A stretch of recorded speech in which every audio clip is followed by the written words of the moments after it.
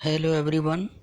NCERT course की इस series में आज हम सॉल्यूशन लेंगे क्लास 6 के विज्ञान विषय के यूनिट नंबर 5 पदार्थों का पृथक्करण। तो चलिए प्रश्न उत्तरों की शुरुआत करते हैं।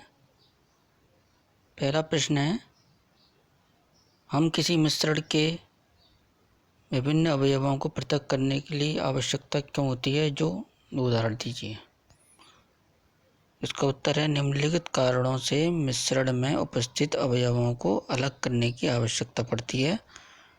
नंबर 1 पर है, मिश्रण में से अनुपयोगी या हानिकारक पदार्थों को अलग करना।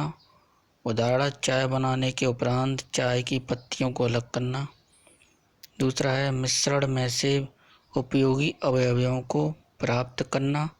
उदाहरण के लिए गेहूं या चावल के दानों में से भूसे को अलग करना। तीसरा है, मिश्रण में से अशुद्धता को अलग करके शुद्ध पदार्थ प्राप्त करना। उदाहरण के लिए शीरा में से चीनी की रवे प्राप्त करना, समुद्र जल से नमक प्राप्त करना। दो उदाहरण इसके हैं, जैसे चीनी तथा चाक पाउडर का मिश्रण, इसे जल में घोलकर तत्पश्चात छान कर अलग किया जाता है, फिर विलयन का वाष्पन करके चीनी अलग प्राप्त होती है। दूसरा उदाहरण है इसका, नमक, चूर्ण तथा रेत को जल में घोलकर छानकर रेत अलग करते हैं, तत्पश्चात निस्यपंदन को उबालकर नमक प्राप्त कर लेते हैं।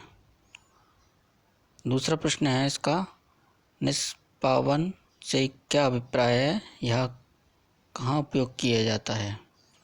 इसका उत्तर है, एक मिश्रण में से हल्के अवयवों का भारी अवयवों से वायु वेग द्वारा अलग करना निष्पावन कहलाता है। इस विधि में अनाज के भारी कणों को भूसे से अलग हल्के कणों से अलग करते हैं।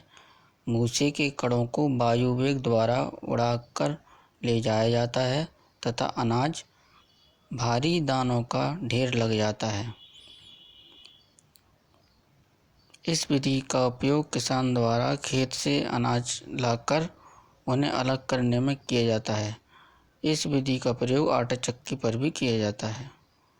सूपना, फटकना, ये भी एक तरह की विधि है जिससे हवा के वेग से धूल उड़ जाती है और हैवी दाना नीचे जमीन में गिर जाता है। प्रश्न 3 है, पकाने के पहले दालों के किसी नमूने से आप भूसे एवं धूल के कण कैसे पृथक करोगे। इसका उत्तर है, दालों में से भूसा तथा कंकड़ों को हाथ से बीनने की विधि से अलग कर दिया जाता है। दालों में अनिच्छित पदार्थ कम मात्रा में पाए जाते हैं तथा दालों की मात्रा अधिक मात्रा में होता है। इसी कारण से इस विधि से सरलता से अलग किया जा सकता है। अगला प्रश्न है, छालन से क्या अभिप्राय है, यह कहाँ उपयोग होता है। छानना वह विधि है जिसमें विभिन्न प्रकार के अवयव परस्पर अलग किए जाते हैं। भूसे के रूप में अनिच्छित छननी में रह जाते हैं, जबकि छोटे आकार के आटे के कण छन्नी के छिलके से बाहर निकल जाते हैं। आटा छानने, गेहूं छानने तथा अन्य असमान प्रकार की वस्तुओं को अलग करने में इसका उपयोग किया जाता है। अगला प्रश्न है, रेत और जल के मिश्रण से आप रेत तथा जल को कैसे पृथक करोगे। तो रेत और जल के मिश्रण को पृथक करने की विधि निथारने की विधि से अलग किया जाता है। एक शीशे का मग लो, इसे आधा दिए हुए मिश्रण से भरो, इस मिश्रण को भली भांति हिलाओ। अब मग को कुछ समय के लिए स्थिर अवस्था में रहने दो। इसका निरीक्षण करने पर दिखाई देता है कि रेत के भारी कण मग की पेंदी पर एकत्रित हो गए हैं और जल ऊपर की ओर आ गया है। इस प्रक्रिया को अवसादन कहते हैं। अब साफ पानी को दूसरे खाली मग में उड़ेल दो। ध्यान रहे कि जल विचलित न होने पाए। इस विधि को निथारना कहते हैं। इस प्रकार से रेत को जल से अलग कर लेते हैं। अगला प्रश्न है, आटे तथा चीनी के मिश्रण में से चीनी को पृथक करना संभव है? यदि हाँ तो आप इसे कैसे करोगे? पंकिल जल के किसी नमूने से आप स्वच्छ जल कैसे प्राप्त करोगे? तुम गंदे पानी में से साफ पानी को लोडिंग विधि से प्राप्त कर सकते हो। एक बीकर लो, उसे आधा गंदे पानी से भरो। अब एक फिटकरी के छोटे टुकड़े को एक धागे में बांधकर बीकर के जल के लटकाकर उसे घुमाने की क्रिया इस 1 मिनट तक की।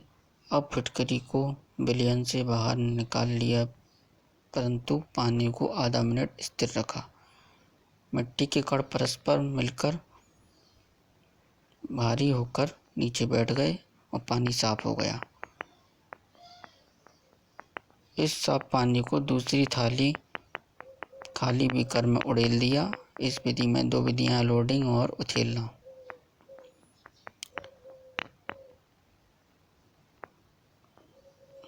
यहाँ पर कुछ सत्य असत्य हैं, इनको सॉल्व करते हैं। दूध और जल के मिश्रण के निस्पंदन या पृथक किया जा सकता है? इसका उत्तर है नहीं, ये गलत है। नमक और चीनी के मिश्रण को निष्पावन द्वारा पृथक कर सकते हैं? ये भी गलत है। अगला है, चाय की पत्तियों की चाय से पृथक्करण निस्पंदन द्वारा किया जा सकता, जी सही है। अनाज और भूसे का पृथक्करण निस्तारण प्रक्रम द्वारा किया जा सकता है, ये भी सही है। अगला प्रश्न है, जल में चीनी तथा नींबू का रस मिलाकर शिकंजी बनाई जाती है। आप बर्फ डालकर इसे ठंडा करना चाहते हो। आप शिकंजी में बर्फ चीनी घोलने से पहले डालोगे या बाद में? इस प्रकरण में अधिक चीनी घोलना संभव होगा। इसका उत्तर है, हम बर्फ को चीनी घोलने के बाद में डालेंगे। जब बर्फ के बाद में शिकंजी में डाला जाता है तो उसमें चीनी और अधिक मात्रा में घुल ली जा सकती है। इस कारण यह है कि बर्फ पिघलकर द्रव अवस्था प्राप्त कर लेता है, इससे इसमें चीनी और अधिक मात्रा में घोला जा सकता है। तो इसके साथ इस यूनिट के सभी क्वेश्चनों के आंसर हम सॉल्व कर चुके हैं। अगली यूनिट में अगली वीडियो के साथ मिलते हैं। Thank you.